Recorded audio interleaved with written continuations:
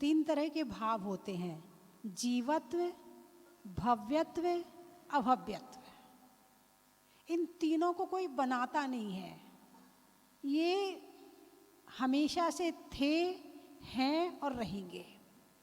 तो चर्चा चल रही है कि आप जी रहे हैं, आप कैसे जी रहे हैं? इस शरीर के कारण जी रहे हैं, हार्ट के कारण, किडनी के कारण, दिमाग के कारण? नहीं, आप जी रहे हैं, हम जी रहे हैं जीवत्व भाव के कारण। मैं जीव हूं, मैं इसलिए जी रहा हूं। मैं शरीर में हूं, मैं इसलिए नहीं जी रहा हूं। क्या? अरे बोलिए ना। अब आप कहोगे नहीं, हार्ट चलना बंद हो जाए तो हम मर जाएंगे। मरने का नाम खत्म होना नहीं है, मरने का नाम है अगले शरीर में जाना। हम पहले कहाँ थे? किसी और शरीर में थे, वहाँ भी जी रहे थे।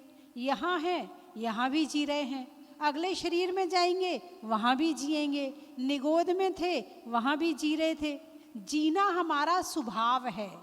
हम जीव हैं, जो जीता था, जीता है, जिएगा, उसे कहते हैं जीव।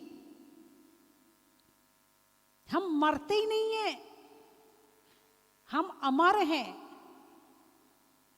मरने वाली बात खत्म कर दो।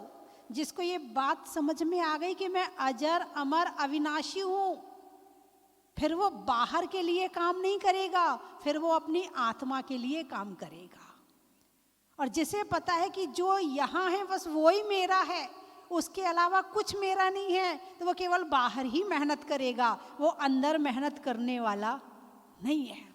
तो मैं जीव हूँ, जीता था, जीता हूँ, जीऊंगा।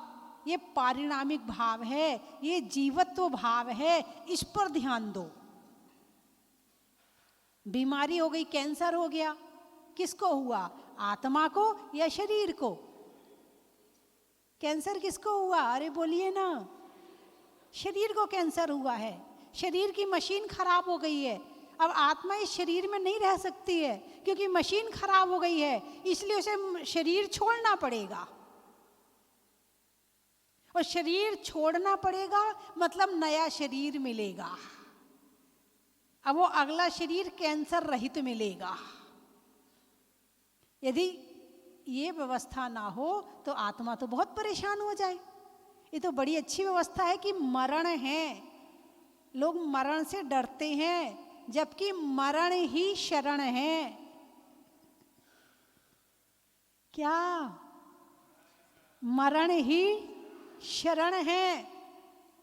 और जो मरण को सुधार लेता है उसके आने वाले सभी भाव सुधर जाते हैं, और जो मरण बिगाड़ दे लेता है उसके आने वाले सब भाव बिगड़ जाते हैं।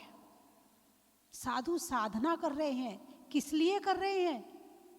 समाधि की साधना है। आज हमने क्रोध करने के लिए उस पर संयम किया। क्यों किया? क्योंकि अंतिम समय में यदि क्रोध आ गया तो नरक जाना पड़ेगा। इसलिए इस क्रोध पर विजय अभी से प्राप्त करो, अंतिम समय में नहीं हो पाएगा। पहले के संस्कार काम करेंगे, इसलिए अंतिम को सुधारने के लिए पूरी जिंदगी साधना करनी पड़ती है। जैसे एक बच्चा परीक्षा देता है ना? परीक्षा कितनी देर की होती है? 3 घंटे की। पेपर कितने होते हैं? 2-4। तैयारी कब कितने दिन होती है? साल भर। ठीक ऐसे ही अंतिम समय, कहते अंत भला सो सब भला। बारात अच्छे से विदा हो गई, भाई चलो शादी अच्छी हो गई। अंत भला सो सब भला। ऐसे ही समाधि हो गई तो सब कुछ बढ़िया हो गया, पूरा जीवन बढ़िया निकल गया। और जीवन में तुमने कितनी माला फेरी, कितनी पूजा करी, कितना ध्यान किया, कितनी सामायिक करी, और अंत बिगड़ गया तो सब बिगड़ गया। बात समझ में आई कि नहीं आई? अंत बिगड़ गया तो सब बिगड़ गया।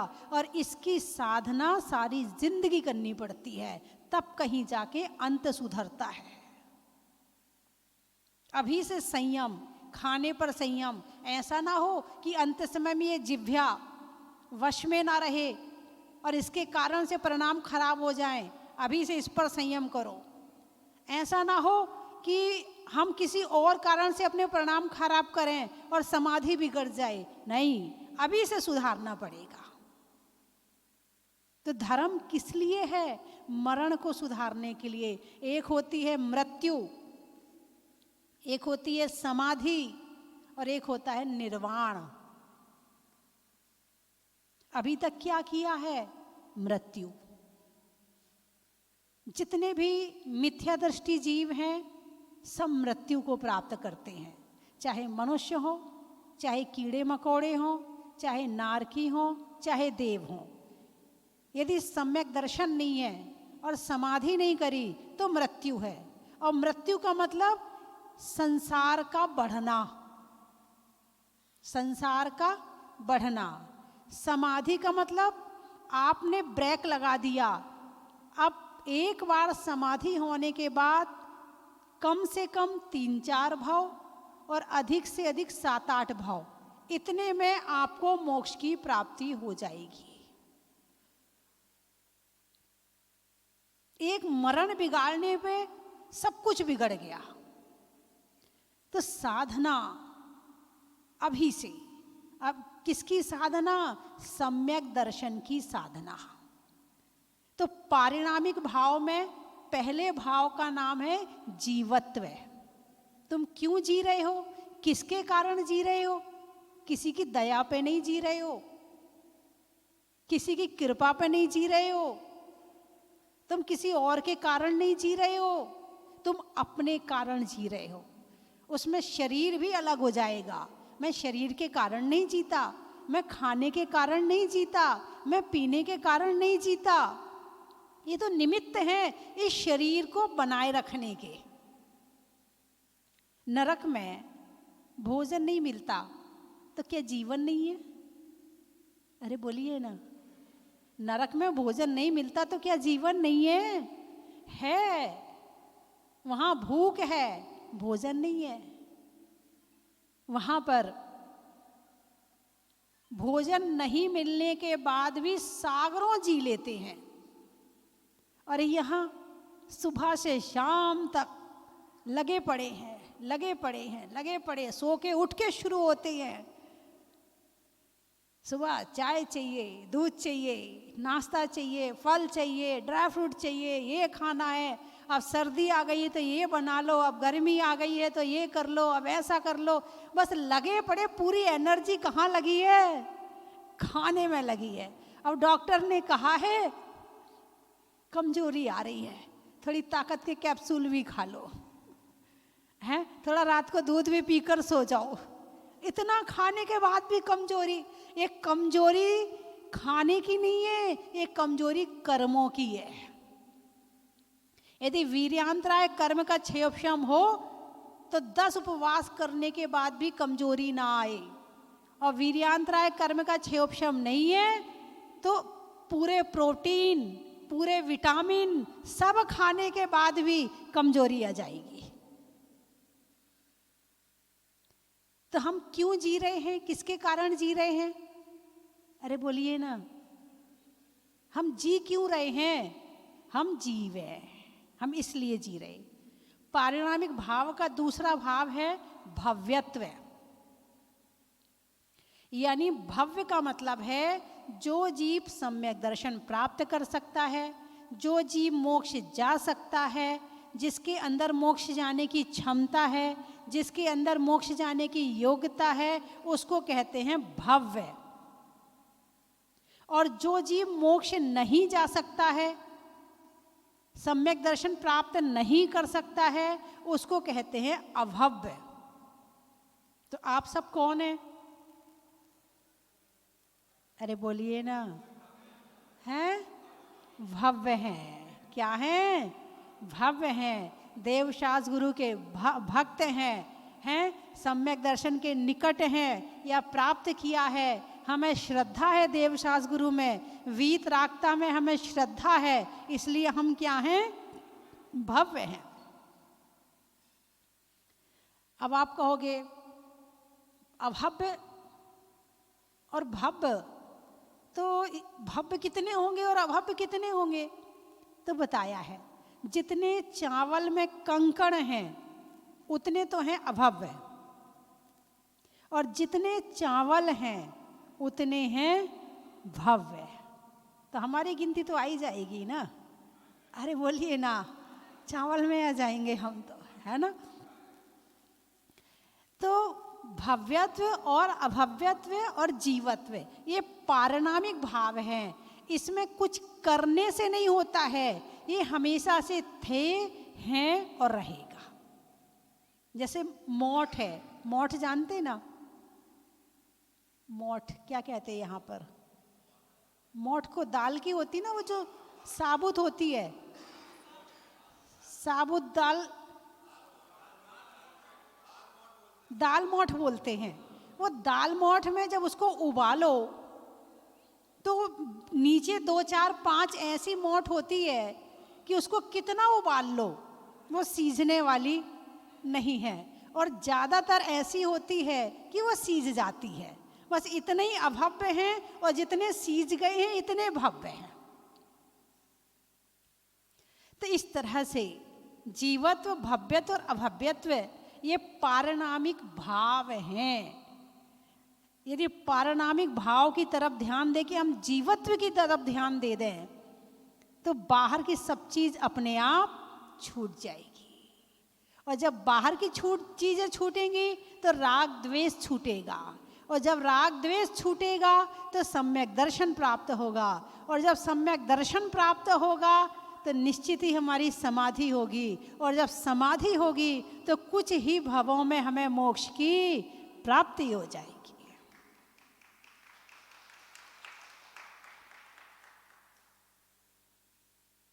सम्यकता ना लहे सुदर्शन धारो भव्य पवित्रा।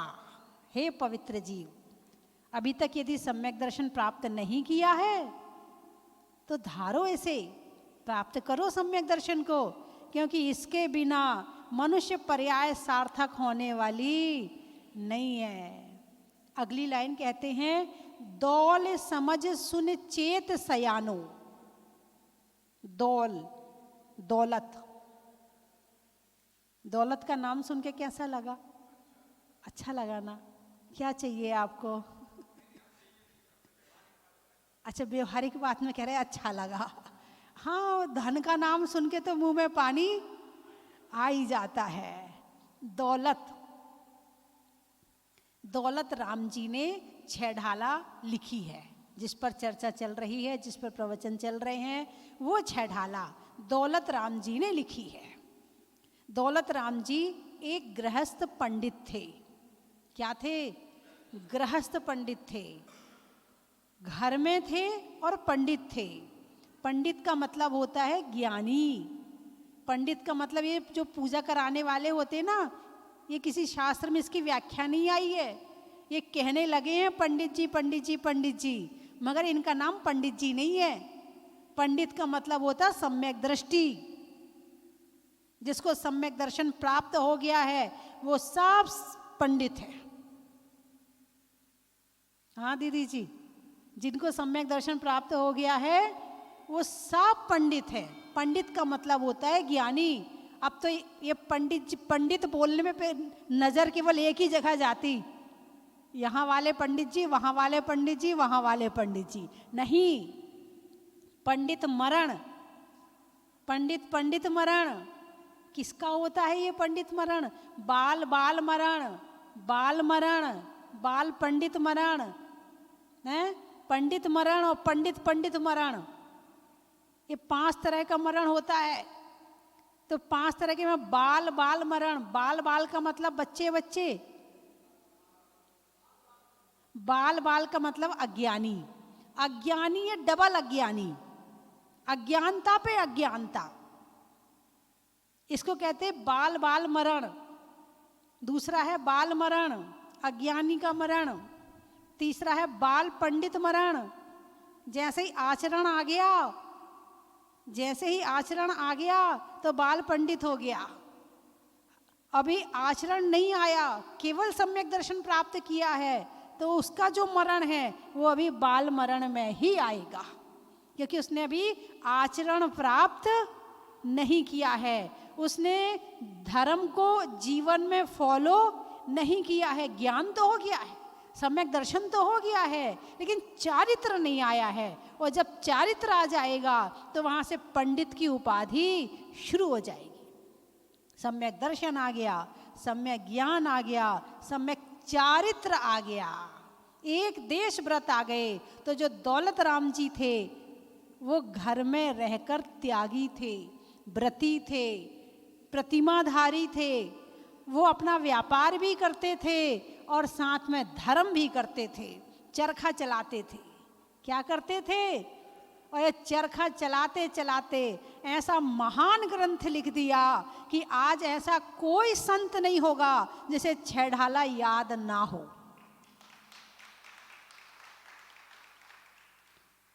और उसका वाचन और पाचन दोनों करते हैं। छह ढाला को कहा जाता है छोटा समयसार। ऐसा ग्रंथ है, ऐसा ग्रंथ है, एक बार पढ़ने के बाद उसका जो अध्ययन आत्मा से कर लो, ऐसा आनंद आता है कि जैसे पता नहीं हम कौन सी दुनिया में पहुंच गए हैं।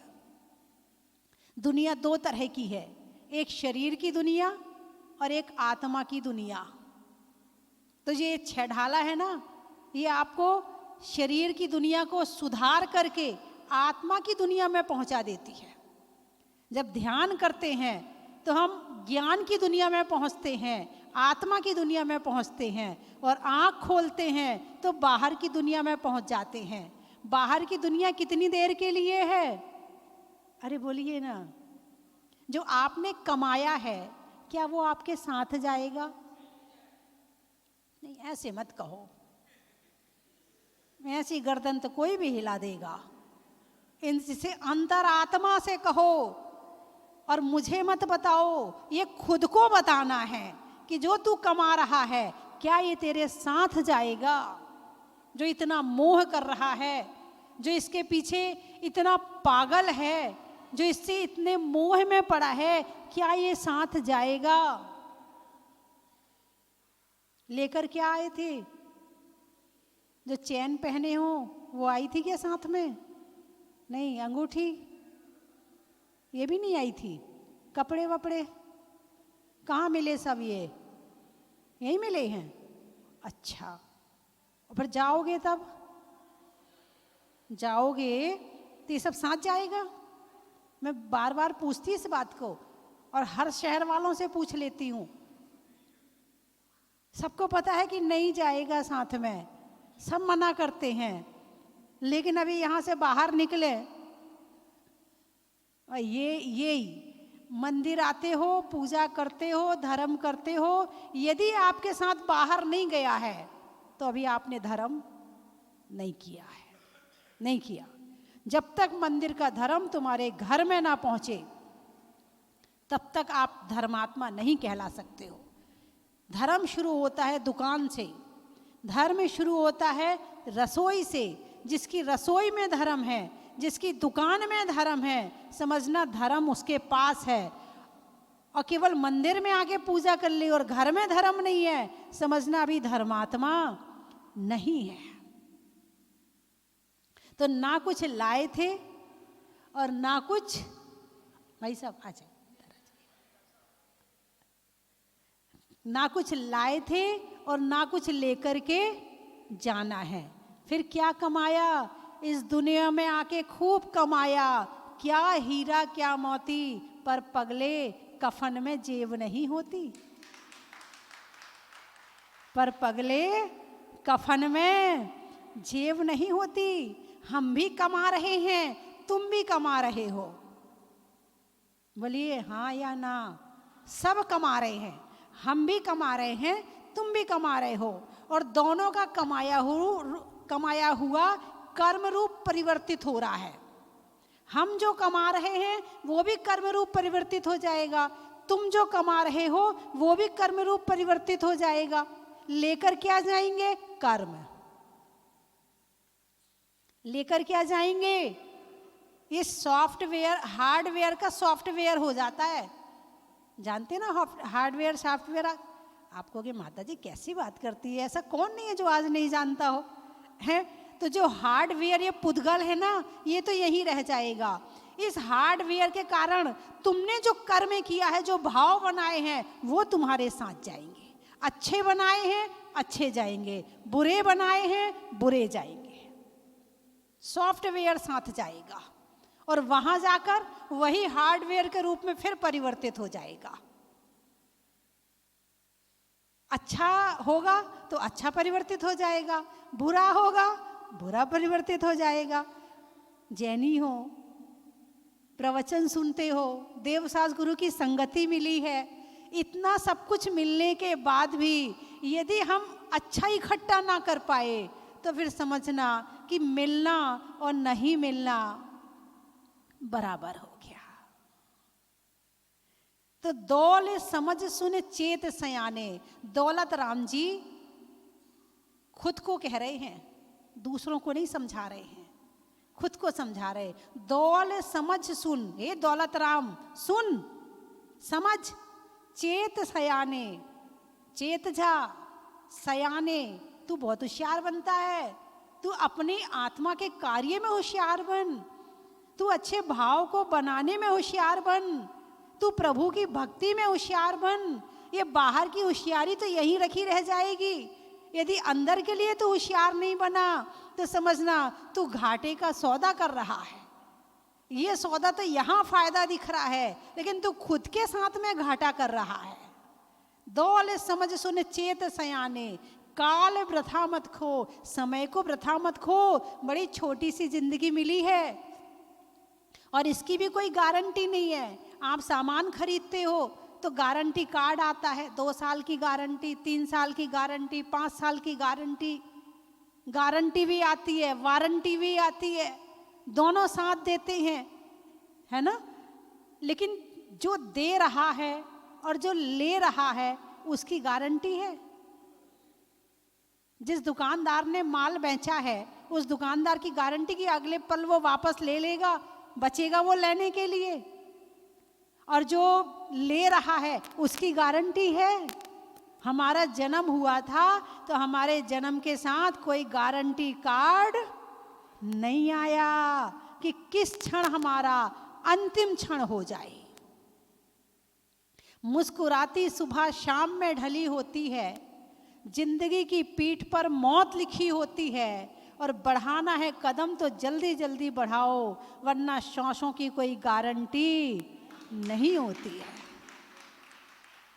कोई गारंटी नहीं है कि अगला क्षण हमारा आएगा या नहीं आएगा, या इस शरीर को छोड़कर हम चले जाएंगे। तो जितना समय बचा है अब उस समय को सार्थक करने के लिए दौलत राम जी खुद से कह रहे, मैं आपसे नहीं कह रही हूं, दौलत राम जी खुद से कह रहे हैं कि दौल समझ सुन चेत सयाने। वो दूसरों को नहीं समझा रहे हैं, वो खुद को समझा रहे हैं। और जिसे खुद को समझाना आ गया, जिसे खुद को सजा देना आ गया, जिसे खुद की गलती पहचान में आ गई, वो बहुत जल्दी सुधर जाएगा, उसका कल्याण बहुत जल्दी हो जाएगा। और जिसकी नज़र केवल दूसरे पर लगी है, उसने ये गलती करी, उसने ये गलती करी, उसने ये गलती करी, और खुद की गलतियां नजर नहीं आ रही हैं, तो समझना अभी नहीं, मैं कुछ नहीं कह रही, नहीं मैं कुछ नहीं कह रही, आप बहुत समझदार हैं। इतने समझदार लोग बैठे हैं, इतने समझदार लोग बैठे हैं कि शायद मुझे समझाने की भी ज़रूरत नहीं है। और जितनी बातें मैंने बताई हैं, ऐसी कोई बात नहीं है जो आप ना जानते हो, आप सब जानते हैं। मैं तो केवल याद दिला रही हूँ, मैं तो केवल दोहरा रही हूँ। आपने इतने प्रवचन सुने, क्या सुना प्रवचनों में आज तक? कितने संत आए, कितने चतुर्मास हुए, क्या सुना प्रवचनों में? यही तो सुना है जो मैंने सुनाया है। लेकिन कहाँ गया वो? जैसे एक काले रंग में एक बूंद सफेद डाल दें तो पता नहीं चलता। अरे बोलिए ना, एक काले रंग में एक सफेद बूंद पड़ जाए तो पता नहीं चलता। ऐसे आप जो प्रवचन सुनते हो ना, बस वो बाहर जाके पता नहीं चलेगा कि कहाँ चला गया प्रवचन। बाहर जाके तो वही अपनी घर गृहस्थी और अपना दुकान मकान, और बस चाबी जेब में है, चलो अब दुकान चलें, जरा उससे इतना लेना है, उसको इतना देना है, फिर शुरू हो जाएगा। ये तो बड़ी अच्छी बात है कि कम से कम इतना सुन भी लेते हो, क्योंकि ये संस्कार भी खत्म नहीं होंगे। पता नहीं कौन सा संस्कार कौन से जन्म में काम आ जाए। राजा श्रेयांश के जीव ने 9 भाव पहले आहार दिया था। कितने भाव पहले? 9 भाव पहले। और कहाँ याद आया? 9 भाव के बाद में याद आया। और किसको आहार दिया? प्रभु आदिनाथ को, तीर्थंकर आदिनाथ को आहार दिया। तो ये जो आप कर रहे हैं ना, ये सब अंदर जाके सेव हो रहा है, और ये कब निकल के आएगा, कौन से जन्म में निकल के आएगा पता नहीं है। इसलिए अच्छे काम तो करते ही चलो। सुमरन करो सदा ईश्वर का, गुरुजन का सम्मान करो, और कम हो तो संतोष करो, और ज्यादा हो तो दान करो। करते चले जाओ, करते चले जाओ। अच्छे काम कौन सा आपको, कहाँ आपको अच्छा फल दे देंगे पता नहीं चलेगा। इसलिए श्रावक के 6 आवश्यक: देव पूजा, गुरु उपासना, स्वाध्याय, संयम, तप और दान करते रहो। और यहाँ दौलत राम जी खुद से कह रहे कि दौल समझ सुन चेत सयाने। ए दौलत राम, चेत जा, सुधर जा, अपनी कमियां दूर कर। तेरे अंदर बहुत कमियां हैं, तू क्यों दूसरों की कमियां देखता है? तू खुद को सुधार। और जिस व्यक्ति में खुद को सुधारने की ताकत आ गई, समझना उसे किसी दूसरों को कुछ कहने की जरूरत।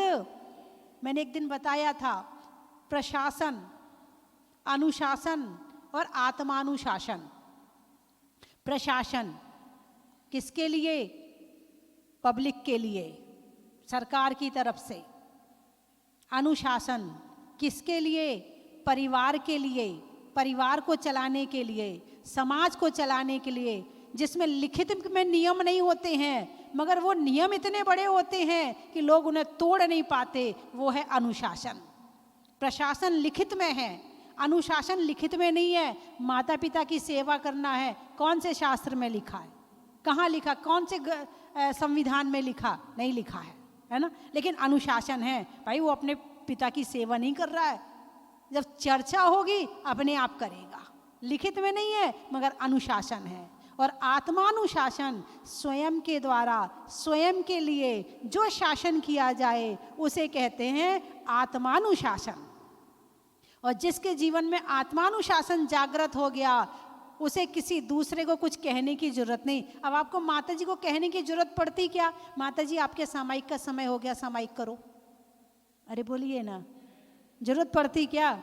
माता जी आपको पैदल चलना चाहिए, पैदल चलो। आपको कहने की जरूरत पड़ती क्या? नहीं। हमारा अनुशासन, हमारा आत्मा अनुशासन हमारे ऊपर है और हम उसको फॉलो कर रहे हैं।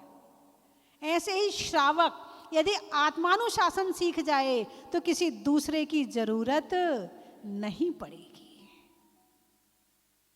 और संयम के साथ, और किसी दूसरे पर हम पैदल चलते हैं तो आप पर एहसान नहीं कर रहे हैं। हम एक टाइम आहार करते हैं तो आप पर एहसान नहीं कर रहे हैं। हम केश लॉन्च करते तो आप पर एहसान नहीं कर रहे हैं। ये हमारा अपना अनुशासन हमारे लिए है, ये हमारे अपने कल्याण के लिए है, हमारे अपने संयम के लिए है। हमारी अपनी खुद की परीक्षा हम खुद लेते हैं, और जो खुद की परीक्षा खुद ही लेने लगता है उसको किसी दूसरे की परीक्षा लेने की जरूरत नहीं पड़ती है। आपको माता जी को कहने की जरूरत नहीं, माता जी गुस्सा मत करो, माता जी आप ज्यादा मत बोला करो, कहने की जरूरत पड़ती क्या? किसको जरूरत पड़ती है? गृहस्थी को। बहुत बोल लिया, अब ज्यादा मत बोल, हैं? हाँ, हम नहीं सुन सकते इससे ज्यादा। घरों में होता नहीं होता है, बहुत भाषण कर लिए, बहुत भाषण करते हो तुम। किसको चुप करने की जरूरत है? जो ज्यादा बोलता है। माता जी ने स्वयं अपने ऊपर अनुशासन कर लिया तो किसी को कहने की जरूरत नहीं पड़ेगी। तो साधु ने तो अपने ऊपर किया है, अब आप हमसे क्या शिक्षा लेते हो? क्या सीख रहे हो हमें देख करके? चलो भगवान तो बोलते नहीं है, हम तो बोलते हैं। हमें देखकर आप क्या सीखते हो? और हमें देखकर नहीं सीखा तो फिर क्या सीखा? संगत की रंगत आती है कि नहीं आती है? अरे बोलिए ना। तो हमारी संगति का आपके ऊपर क्या प्रभाव पड़ा? क्या परिवर्तन आया आपके जीवन में? यदि परिवर्तन नहीं आया तो फिर कैसी संगति? अरे बोलिए ना। तो मेरी बात आपकी समझ में आ गई? अरे बोलिए ना। बहुत बढ़िया। चलो बंद करूं? नहीं करूं? जब समझ में आ गई तो कल से प्रवचन रहने देती हूं, अब समझ में आ गई हो तो है। दो तरह से समझ में आता है। एक तो हाँ, जो आप कह रहे हैं वो ठीक है, बस ठीक है माता जी, आप जो कह रहे सही है। और एक है नहीं माता जी आपने बिल्कुल सही है, ऐसा हमें अपने जीवन में उतारना चाहिए। एक ऐसी समझ में आती है। तो आपको कौन सी वाली समझ में आई डॉक्टर साहब? प्रयास करना चाहिए। बहुत तालियां बजाए एक बार, बहुत बढ़िया है ना। तो इससे ये दवाई है, दवाई जो खा लेगा उसके दुख दूर हो जाएंगे, और जो नहीं खाएगा जैसा था वैसा ही रहेगा, है ना। तो माँ की चर्चा कल करेंगे। तो मैं तो सोच रही थी इतनी ठंड में लोग प्रवचन सुनने नहीं आएंगे, यहाँ तो इतने सारे आ गए। इसका मतलब है दवाई में ताकत है और आपको दुख दूर करने की इच्छा है। हाँ, ये है धर्म की ताकत। कौन कहता कि धर्म में ताकत नहीं है? हमसे पूछो धर्म में कितनी ताकत है। तुम्हारे बाहर की दवाई क्या दुख दूर करेगी? यानी एक नहीं कई प्रैक्टिकल है कि प्रवचन के माध्यम से डिप्रेशन ठीक हुआ, प्रवचन के माध्यम से बहुतों की रोज की दवाइयाँ छूट गई। बहुत प्रैक्टिकल है। जहाँ जाते हैं कुछ दिन रहते हैं तब फिर रिजल्ट आने लगते। बोले माता जी हम 9 गोली खाते थे, छोड़ दी मैंने तो सारी। और जैसे हम वहाँ से निकले फिर 2-4 महीने छूटे, उनसे दूर हुए, फिर उनकी दवाइयाँ शुरू हो गई। ये दवाई तो खाते रहो तो ठीक रहेंगे, यानी धर्म करते रहो तो ठीक रहेंगे, है ना। और धर्म करने से आत्मबल बढ़ता है, शरीर का बल बढ़ता है, संयम बढ़ता है, सुख बढ़ता है। इसलिए जीवन में धर्म हमेशा करना चाहिए और प्रवचन तो सुनना ही चाहिए। 10 काम छोड़ के सुनना चाहिए। पिक्चर देखने के लिए कितनी दूर दूर चले जाते हैं टॉकीज में। जब पिक्चर देखने जा सकते हो तो प्रवचन सुनने क्यों नहीं आ सकते हो? ठीक है, चलिए मैं 3 चीजें बोलूंगी, आपको कहना बड़ा ही महत्व है। मकड़ी में जाला का, एमपी में लाला का, लाला जी जानते ना, एमपी में लाला का, और पढ़ने में 6 ढाला का, अनाज में दाने का, इनाम में पाने का, और सर्दी में भी प्रवचन सुनने के लिए आने का, रोटी में घी का, हरियाणा में जी का, और झांसी में करगुआ जी का। बड़ा ही महत्व है। गाने में सुर का, नृत्य में नूपुर का, और अतिशय क्षेत्रों में जहाजपुर का। बड़ा ही महत्व है। पक्षी में पर का, शरीर में सर का, और झांसी के पास सिद्ध क्षेत्र सोनागिर का। बड़ा ही महत्व है। चावल में चुनने का, बुनाई में बुनने का, और आपके बड़े शांति से सुनने का। बड़ा ही महत्व है। का बड़ा ही महत्व है। बिहार नहीं करूं मैं? क्यों? उससे क्या होगा?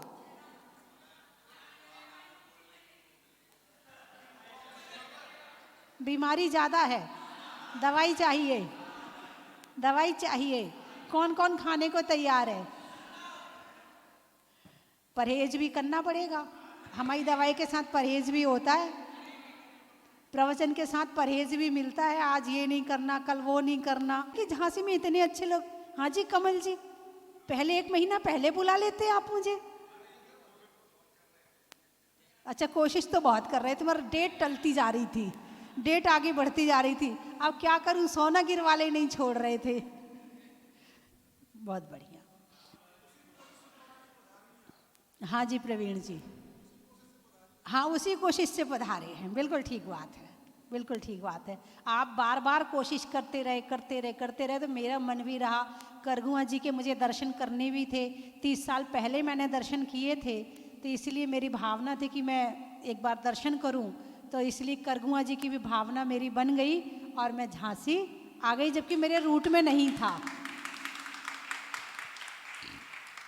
मैं चाहती तो सीधे करेरा से निकल सकती थी, लेकिन फिर मैंने कहा नहीं, जब भगवान खुद ही बुला रहे हैं, बुलाने के लिए तो आप आए थे, लेकिन संदेशा तो इनका था।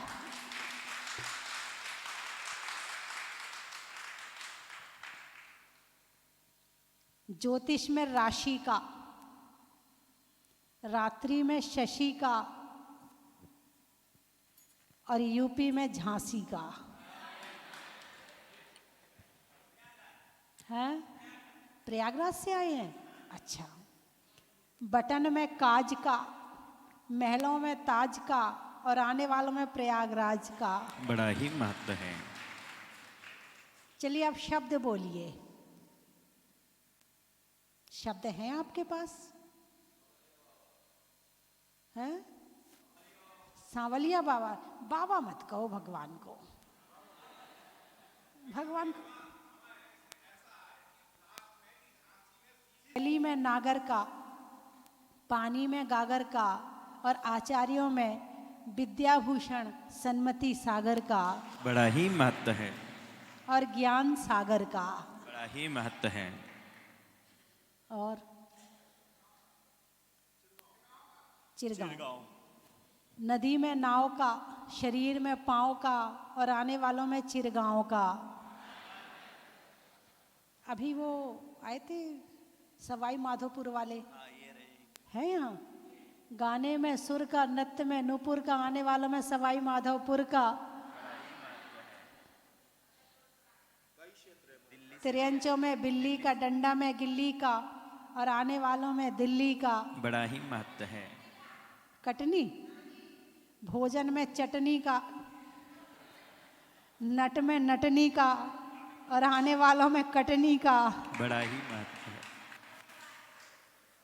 गुणसराय, पंच परमेष्ठी में उपाध्याय का, शास्त्र में पढ़ने में अध्याय का और आने वालों में गुणसराय का।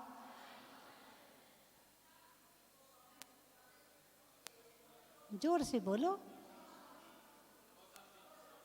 कौशाम्बी। अच्छा। सांप की बामी का, बच्चों के लिए मम्मी का और आने वालों में कौशाम्बी का।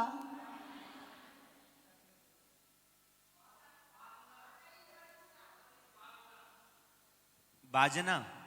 बाजना बाजना बाजना। पालना, रसोई में धना का, बारात में बन्ना का और भगवान के झुलाने में पालना का। चलिए कल शब्द तैयार करके लाना, ठीक है। बोलिए 24 भगवान। एक जिन प्रतिमा सहस्रकूट में विराजमान करने की स्वीकृति हमें प्राप्त हुई है, मातेश्वरी श्री अमित जैन जी हाथरस से आपने सहस्रकूट जिन मंदिर में एक प्रतिमा विराजमान करने की स्वीकृति प्रदान की है। आपके पुण्य की बहुत बहुत अनुमोदना करते हैं।